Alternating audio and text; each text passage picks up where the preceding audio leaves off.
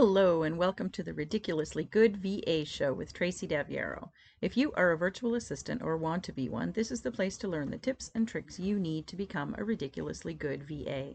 I've been a part of the VA industry since 1998, and I'm excited to get to know you and help you build an amazing business. Let's go. Hey there, welcome to another episode of the podcast that teaches you how to be a ridiculously good virtual assistant. I'm your host, Tracy Daviero, and I'm so happy you're here with me today. Today, we're talking about time management. It's the one thing that I see VAs struggle with all the time, even if they don't know they're doing it badly. So today, I'm going to share my best tips with you for you to do it better, ridiculously well, as a matter of fact. If you can change even one thing about how you manage your time after listening to this podcast, you will be thanking me.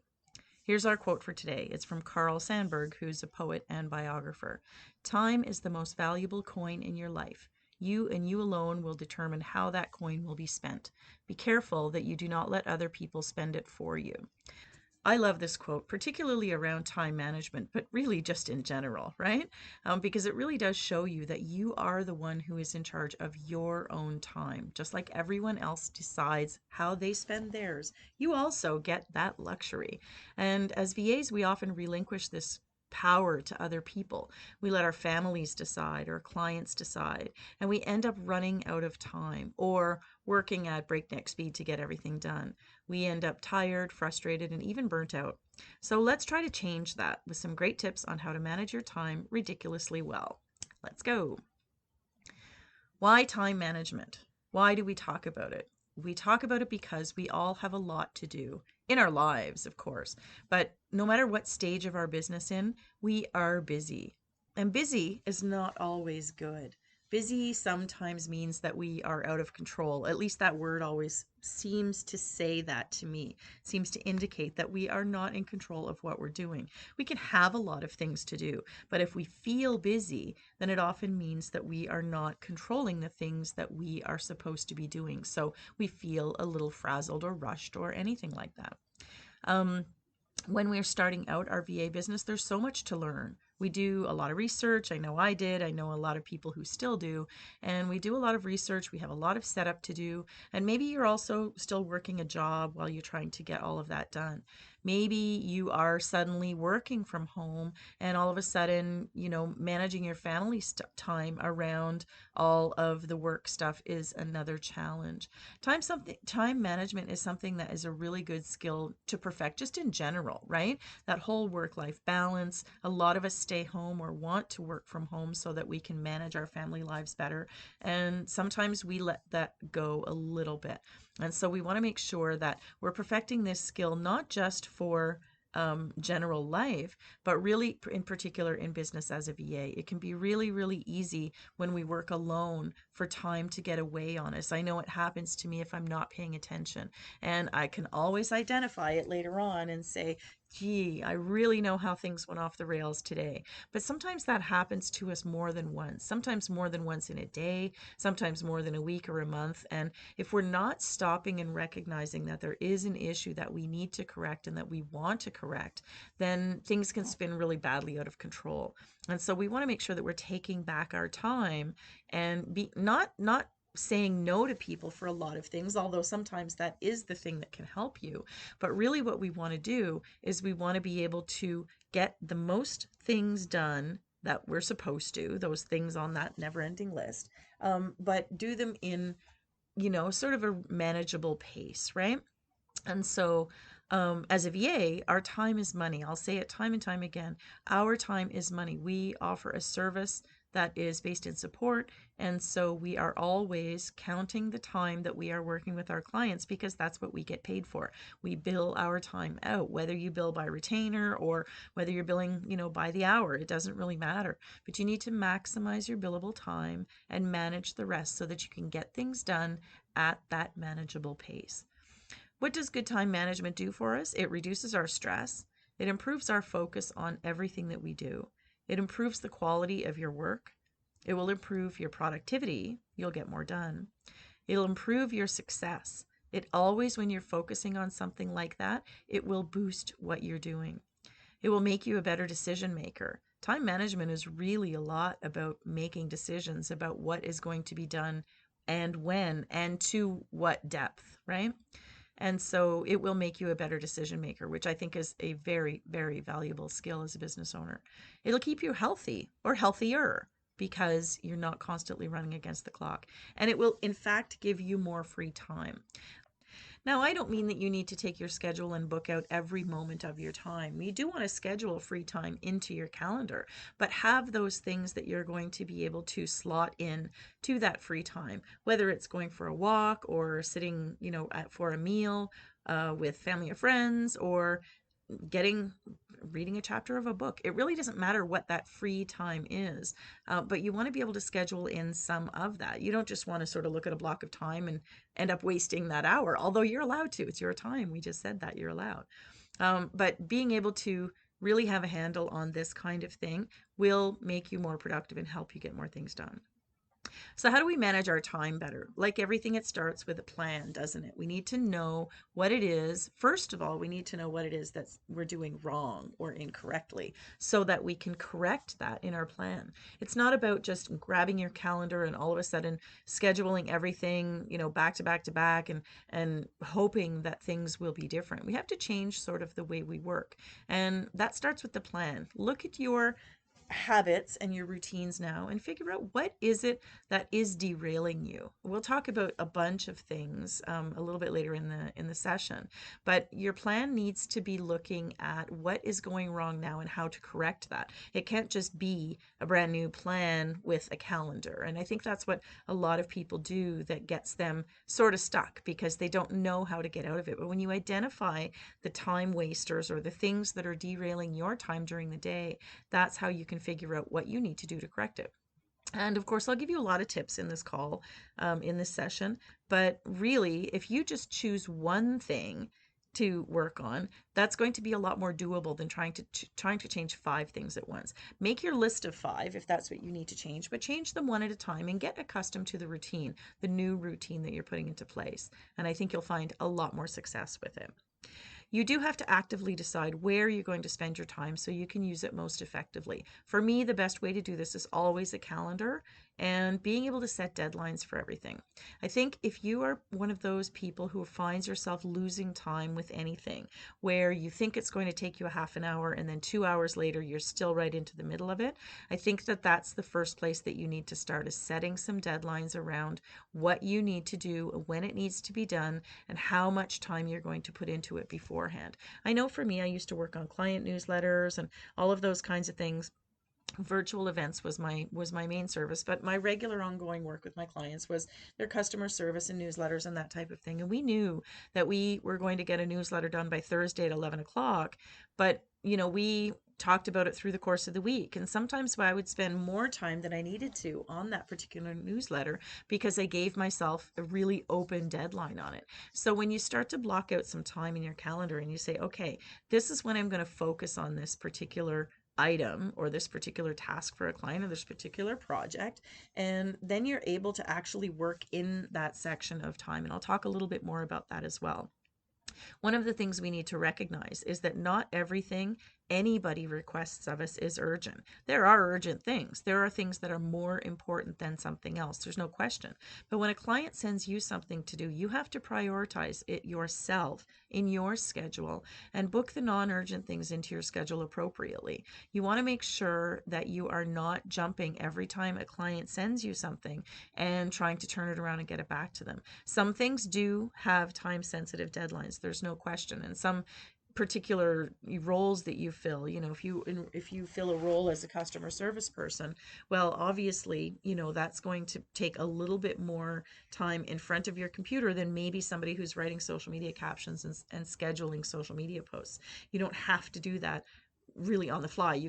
I know actually a lot of VAs who do all of that in one day, and they schedule out everything for their clients in one day for the coming week, and that buys back the rest of their time for the remainder of the week to do other things. So it's about working effectively, right? And so you want to be able to look at that. Use tools that work for you. This could be a program or a note, like a system an online system or a notebook. Find something that works that you will naturally turn to. One of the things that I see VAs struggle with more than anything when they're trying to do better at their time management is trying to use a system that is not natural to them. Now, if you're not used to using a system at all, then it may be a challenge for you. Even using a notebook, you might not get accustomed to it very quickly. So it doesn't mean it's the wrong system for you. You certainly need to give everything a fair shake when you're trying it out. But don't try to use something like, for me, I don't like being online 24/7. So I'm very lucky now to be able to work a lot from my phone. And so I have apps on my phone that work, but not all the apps that we use are fully functional, right? Like the other programs. So I'm not a big fan of logging into a project management system to manage the things that I'm doing or look at what I'm doing and that kind of thing. But so I have little systems that work for me, and I have my notes app in my phone. I have my notebook, my bullet journal that I use faithfully, and I definitely live by my Google Calendar. So those are things. The bullet journal is paper. The Notes app is an app on my phone where I just type things in, and then when I come back to my computer, I move those things into my appropriate area, which is normally my Google Calendar. And then I have a couple of places where I keep things, some shared folders and files with my team. I have my Trello for my podcast. There's lots of different places where I keep things, the master notebooks, or if I'm filling in, if I get some ideas about a blog post or a topic for the podcast, I go into that folder and I type those notes in them, and then I can remove them from my phone. And so whatever works for you, what you need to find is something that's a system that's going to work for you that you naturally go to. Okay. And so when you are thinking about something, you're able to put it somewhere where you know you're going to either leave it or where you're going to be able to transfer it to something else when you get there. And that's always worked for me. It doesn't work for everybody. A lot of people love project management systems and they want to be able to use those and email and all that type of thing. Mine is a super simple system, and I've just tried so many over the years, and I know that this works for me. How do I know? Because I manage my time fairly well and I do get things done. So that's really the only bar, right? If nobody needs to tell you that something is better than what you're doing, I'm sure there are a lot of people who think they could manage me better than I manage myself. And that's probably true, but I'm the one who's managing myself. Don't forget that quote right off the top. We are the ones who get to decide, and we are the ones who have to decide what it is that we're doing. So it's very, very important to find a system that will work for you. And it can be, like I say, as simple or as technical as you want it to be, as long as you're using it.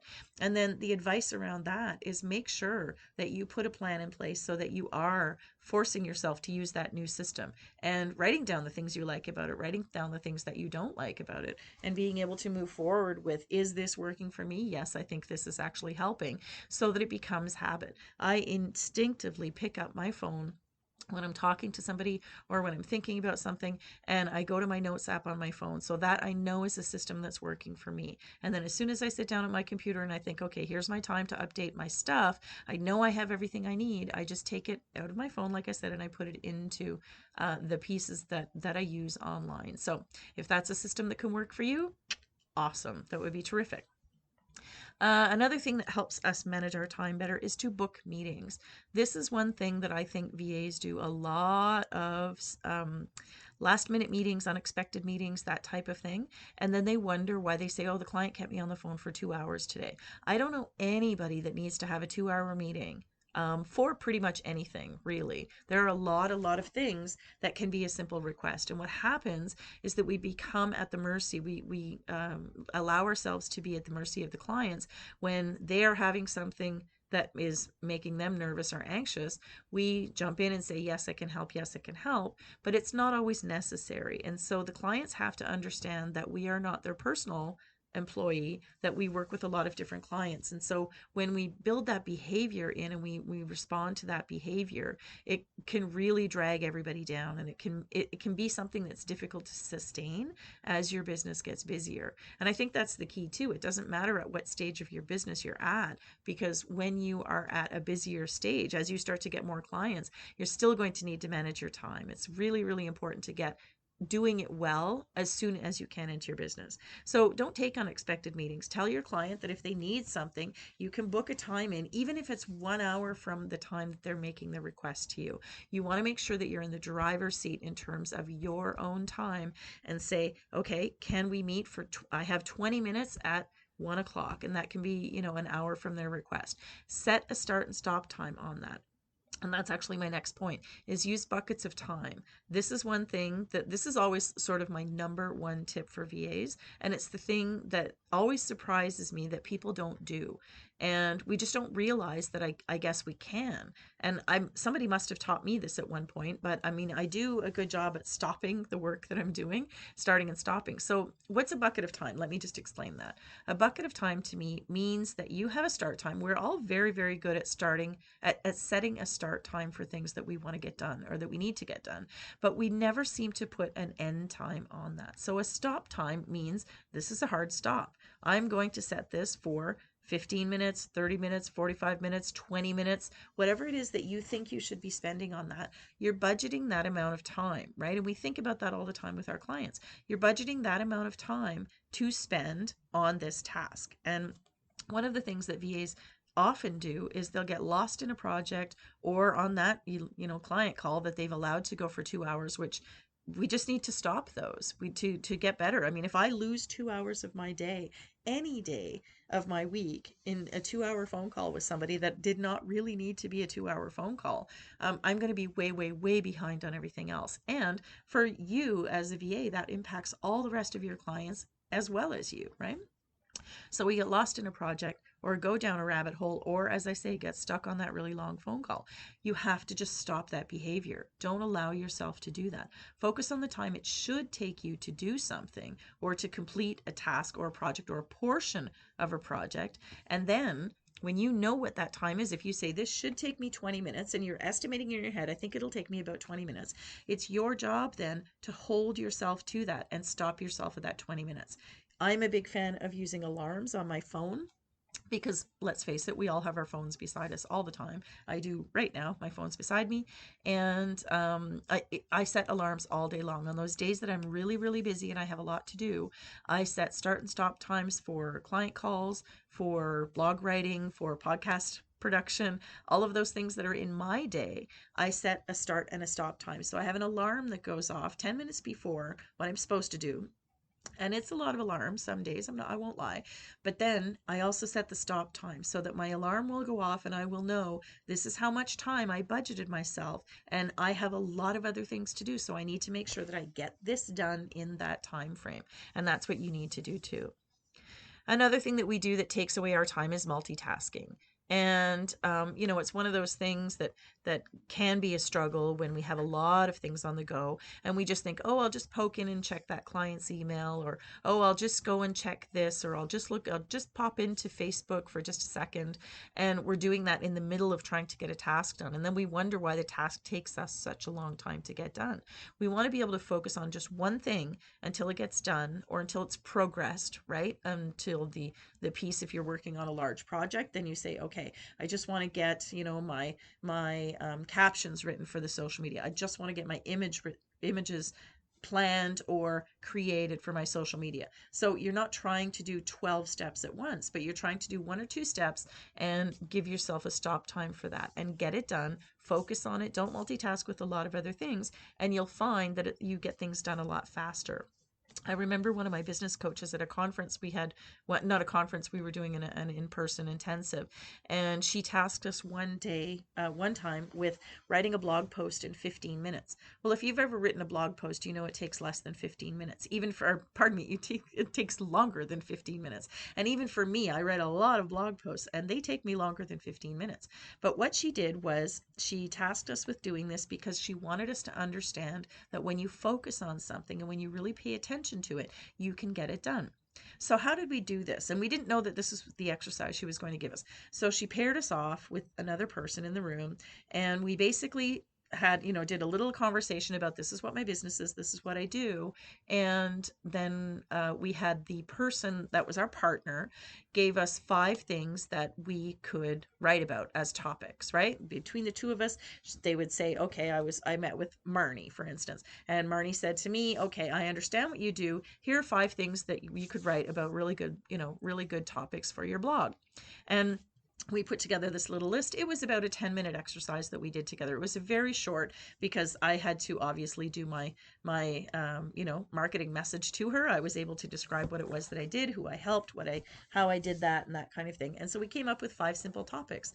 And then when we came a part of that partnership, which, like I said, was only about 10 minutes, then our coach said, okay, now I want you to pick one of those subjects and create a piece of content in 15 minutes. You can do a video, you can do a blog post, you can do anything that you like, but create a quick piece of content, or create a piece of content around that topic in 15 minutes. And do you know that there were about 25 of us in the room, and I don't think anybody failed at that exercise, because we had the preparation done ahead of time, and it was quick. We had just talked about it, so things were a little fresh in our memory, and we went off and I did a video.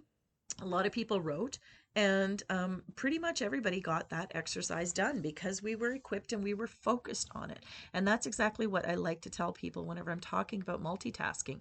You can get anything done in a short period of time, as long as you have your prep work done ahead, and as long as you are really focusing on that one thing.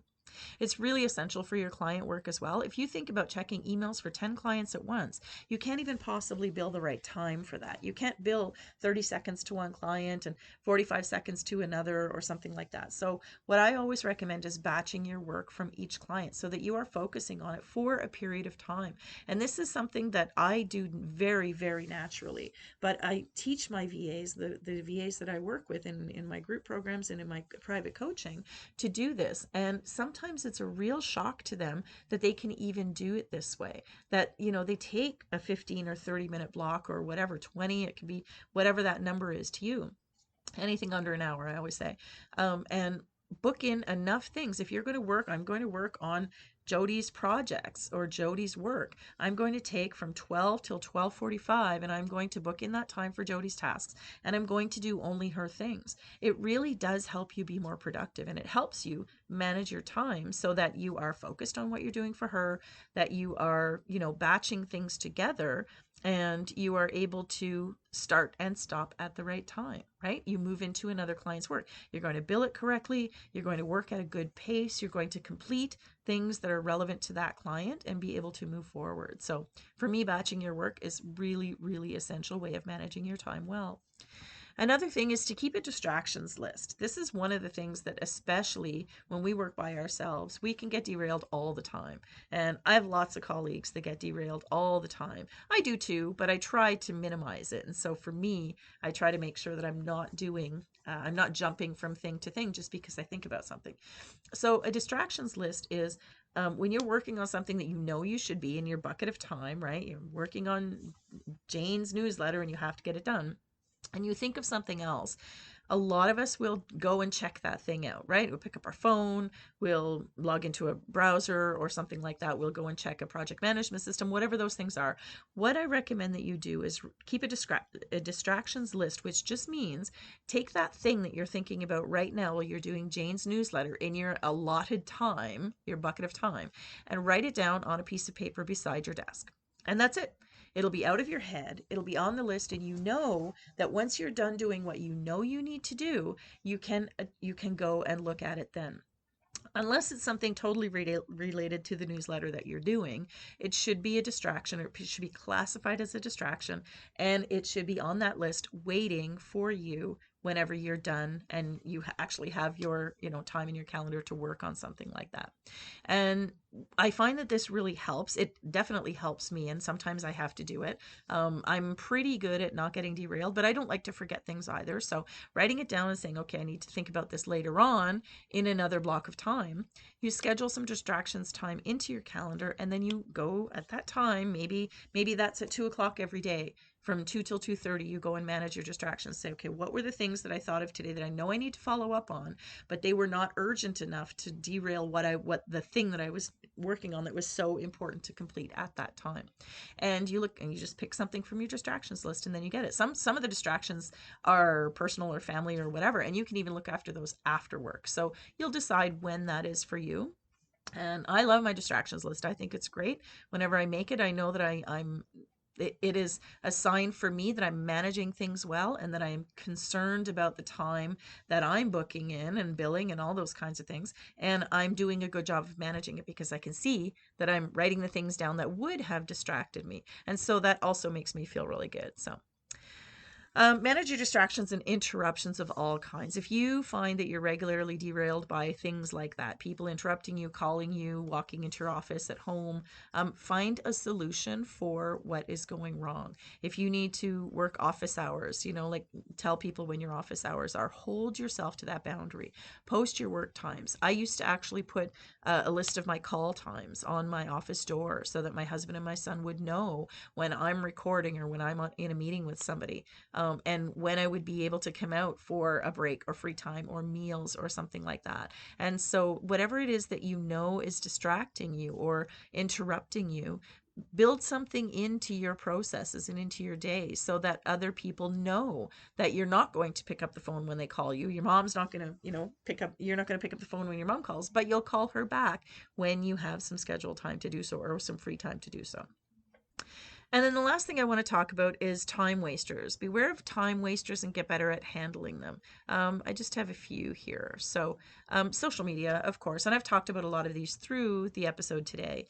Nobody needs to be on social media as often as we are. Absolutely nobody. Even if you work on social media, make sure you schedule your time to get your work done and ignore everything else. It's very difficult. Facebook, in particular, likes to tell us all kinds of stuff. But if you are working in it, really try to focus. And, for me, as soon as my work is done, I can play. So that's what I always try to tell everybody else too. So do get that in there. And then if you want on your lunch hour or your lunch break to, just surf your internet or watch TikTok or whatever it is you want to do and not feel like you are wasting your time, then that's what you do. You are in charge of your own time and your own schedule. If you do need to check in with things online, schedule a bucket of time to do so and stop when the time is up. You want to make sure of always putting that stop time in place, because I think that that's one of the things that when you implement that, if that is the one thing that you take away from this session, I think you'll really, really be grateful, because it's not something that I always did before, but I know now that I need to do it, because that's one of my habits, is that I will just not stop whenever I start doing something. Of course, Netflix teaches us that, right? Where it just keeps loading the next episode. And how many episodes of something have you binge watched that you didn't really plan to binge watch because Netflix just keeps giving the opportunity to do so? Email is another time waster. Nobody needs to check email 10 times a day, honestly. Unless your client is paying you to work for them the entire day, and you can check in on them 10 times a day because they're paying you for 8 hours or 7 hours or whatever it is, there is no reason to do that, okay? You should be checking in at regular intervals every single day. Same time every day is always helpful, because then it's at least a regular pattern. I suggest a morning check-in and a midday check-in.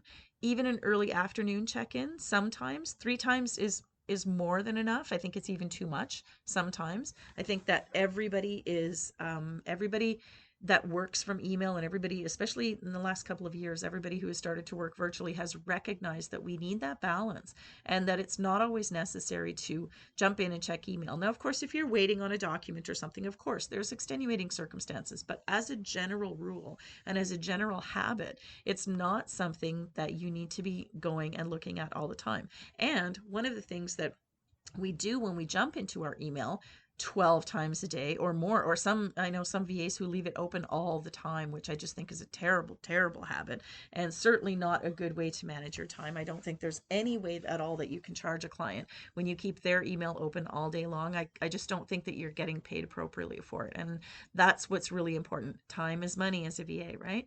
But when we do have that habit and we jump in and we check our emails, we're often derailing our time that we've planned. Like I used to plan my time either at the end of the day for the following day or first thing in the morning and say, these are the things I'm going to work on today. Well, if you're checking your email 10 times, you're inevitably taking new things and you're doing same day service on those, which is really, really a challenging way to run your business. And so, and again, it's not something that you're going to be able to upkeep as your business gets a lot busier. So you want to be able to manage things. What I have planned when I get up at, when I start my day at 9 o'clock in the morning or whatever it is, my day is set. I know what I'm doing. There may be an allowance for something that goes wrong or something like that, but for normal days, that's my day. And so if something new comes along, it's going to get done the following day or further out. Okay. And so we don't want to be doing that. Tech issues. Sometimes we do get slowed down by tech. Like I say, is something that can slow you down. But think about it. Identify whose issue it is whenever the tech issue comes up. If it's yours because you're doing things that you don't know how to do, and so therefore it's taking you, 10 hours to set up a sales page for something that you want to sell or for your freebie or something like that, you have to consider delegating that to somebody else, because again, free is not always good, right? We think we're doing something ourselves and therefore we don't have to pay someone for it. I've done so much work with other people that I know that they sweep in and they're like, here you go, it was $50 and it's done and it's beautiful and it's what they do.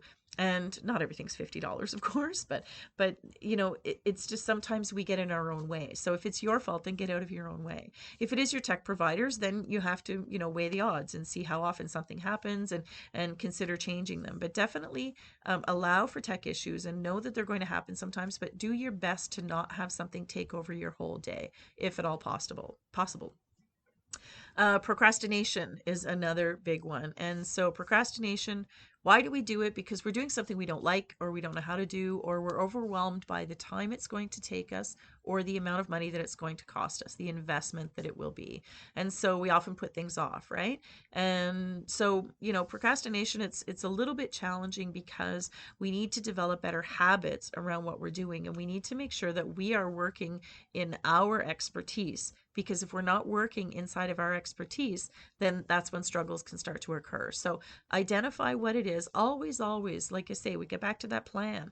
Identify the pieces that are the struggle and move to correct those. If you're procrastinating, ask yourself why you're not doing something and see what the solution is to help get that piece done, if in fact it is important enough to do. Time management doesn't actually have to be a strain. I think that a lot of people get scared of the calendar, and then they get scared that they have to schedule every last thing, which of course they don't have to do. All we need to do is develop better habits. And developing better habits means identifying the thing that we're doing wrong, or the thing that is making us struggle or lose time or get behind and that kind of thing, be busy, right? And correcting that behavior in whichever way possible, whether it's getting someone to help you, whether it's managing your time better, whether it's setting stop times and not wasting time. I think that we're our own worst enemies. A lot of the time we waste our own time. The biggest issues I see with VAs, and this was 100% number one, is not calculating the time it actually takes something to do something properly. I think that we think something will take a half an hour, and then all of a sudden we're 2 hours in and we don't know, how to get out of that 2 hours. So really working with those start and stop times is going to be, for me, one of the biggest things I've ever been able to do in my business and to make things better in my business.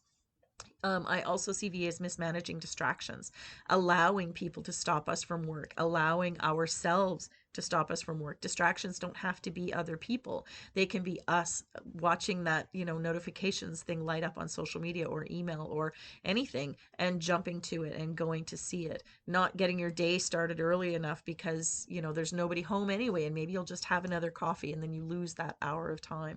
Try to find your most productive times of the day and book your work in there and dedicate yourself to getting things done. Like I said to you earlier, when I get my work done, I get to play. And so do you. And so that's what I would say I always love. I have a cousin who's a financial analyst or a financial consultant. And he says, I do my work between 10 and 2. And he said, after 2 o'clock, my time's my own. And really, that's essentially the same thing. He doesn't say that it's free time. Well, he's a financial guy. There's probably nothing free, right? But he says, my time is my own. And he doesn't have to start at 7 o'clock in the morning to get that done. So you find your most productive time and kill it during that time, and then be able to do whatever it is that you want and fit all those other things in to your calendar. There's lots of time. I guarantee you there's tons of time in your calendar. You're just not using it right. Allowing yourself to go down rabbit holes. This is really big. It doesn't matter if you're doing a research project or you're just actually looking for a statistic for a newsletter. There's lots of times that we waste a lot of time going down rabbit holes. I hear of VAs who take 6 hours to write a blog post article for someone. Well, I can tell you, and I did tell you, that I wrote one in 15 minutes at an event where it was not a writing conference, okay? It was just a business intensive. That was what it was called. Sorry, a business intensive. And so it's possible to do. You just need to do your pre-work and set things up early so that you are working with the right tools, and therefore you can get things done in a more timely fashion. I'm never talking about working fast. You don't have to work too fast or rush things. You just need to work faster than probably what you are working at, especially if you're the one who's losing time. Being a perfectionist, I think that, done is better than perfect in my estimation, but there are certain things, of course, that we need to make sure are doing or are turning out the way that we need to, especially when our clients are paying us for them. But you also find that we are our best critics, right? And so we always think that something is not quite done. And skipping breaks is another thing. I think I see VAs work right through. They work right through the evening, the weekends, all that kind of thing. And I think that if you find yourself skipping breaks all the time, first of all, it's very tiring. But secondly, it's because that's a huge red flag that you are not managing your time well. Maybe you're spending exactly the right amount of time doing things, but you're scheduling too many things in one day. You're allowing somebody else to tell you what is more urgent than something else. And so, those are the things you have to identify. The thing that is going wrong or that is not being a good use of your time, and being able to correct that. If you can even get one of these things, like I've said, under control this week, then do it. Pick the one thing. I suggest starting with the start and stop time buckets if you haven't done that. But choose something from the content that I've given you today and just do the one thing. You're going to be so much further ahead. Let it develop into a habit. You can't just change one thing one day and another thing another day and another thing another day. You want to make sure that you're really getting used to using a new system, whatever the thing is that you need to change, whatever your new plan is. And pick that one thing and do it. And then pick another thing to work on after that one becomes a habit for you. Maybe that's just next week. If you pick something that's small, you can move through all of those things. And before long, all of your new habits and routines are going to be freeing up your time. And you are going to be working more focused, have more energy, be more productive, and honestly make more money, guys. That's just the way it is. When we do things well, we can do more of them. We feel better about it. We are not struggling and running to keep up all the time. We're managing things well. We're making sure that we're getting paid well for what it is that we're doing, and that obviously makes it a lot easier too. But you're going to be one step closer to being that ridiculously good VA when you can manage your time better. That's all I've got for you this time. I'll see you next time on the podcast. Thanks so much for being here. Thank you so much for tuning in to this episode of the Ridiculously Good VA Show. Don't forget to subscribe so you don't miss a thing. For more great resources for your VA business, visit my website at yourvamentor.com. I'll see you back here next time.